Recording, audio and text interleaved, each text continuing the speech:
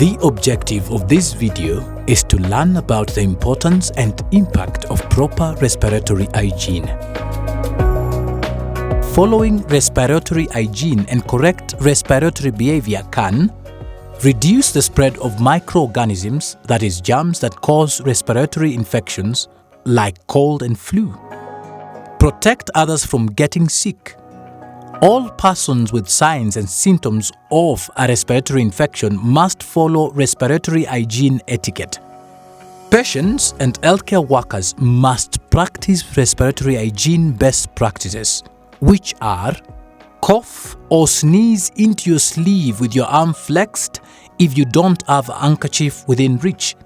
Turn your head away from others as extra precaution when coughing or sneezing when possible. Cover the nose and mouth with a disposable tissue when coughing or sneezing and throw it away immediately.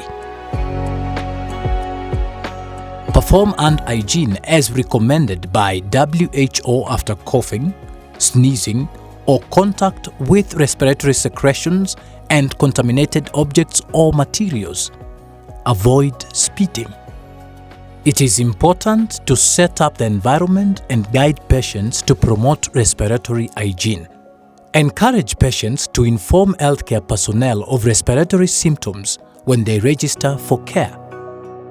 Direct patients to a separate waiting area for symptomatic respiratory patients. Encourage hand washing for patients with respiratory symptoms. Provide surgical masks or disposable tissues to patients with respiratory symptoms.